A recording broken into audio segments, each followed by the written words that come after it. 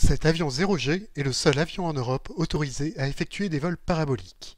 Il s'agit d'une manœuvre particulière qui permet d'annuler les effets de la gravité. Cet avion à vocation scientifique appartient à Novespace, une filiale du CNES, l'Agence spatiale française.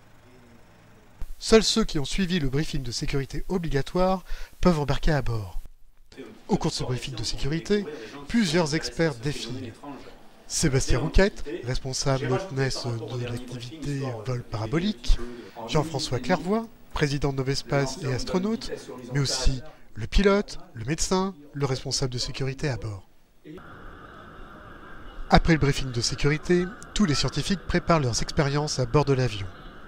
L'ambiance est studieuse, certains sont nerveux, mais tous rigolent un peu plus fort pour se détendre. Puis, le matin du vol, il est temps de voir le médecin qui nous injecte un médicament contre le mal du transport. Et franchement, ça détend. On peut alors embarquer avec un sourire béat et vivre enfin sa première parabole.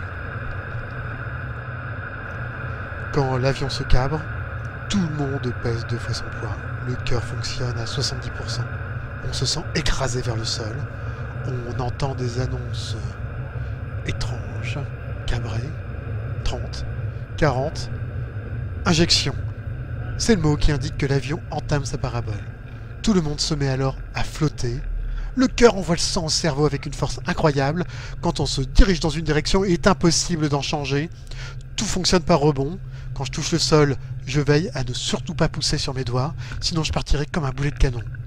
Mais déjà, on entend 20, 30, qui indique que l'avion pique vers le sol à 30 degrés et que la parabole va s'arrêter. Ressources.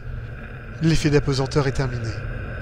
Et on pèse de nouveau pas loin de 2 fois notre poids. En tout, l'avion effectuera 31 paraboles identiques à celles que je viens de vous décrire.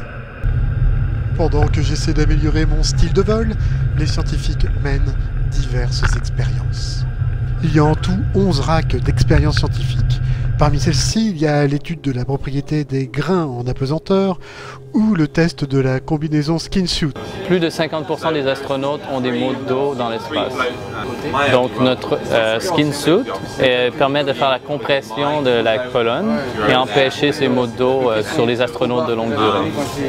Ici, les scientifiques veulent étudier, et je cite, l'influence de la suppression de la gravité sur le sujet, lui-même directement impliqué dans une tâche de perception du mouvement humain réalisée en microgravité.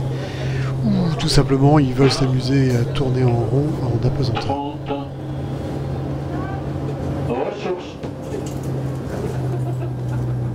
Cette grosse minerve noire sert à étudier la pression au niveau de la carotide.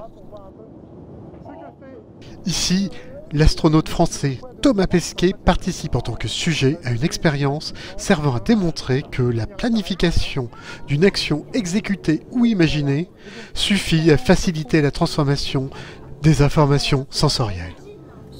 Parmi les autres expériences, il y avait aussi une horloge atomique, une équipe chargée de réaliser des explosions afin de mieux comprendre la combustion des aérosols et d'améliorer les moteurs de fusée, des études sur le contrôle des mouvements ou sur les représentations internes à la microgravité.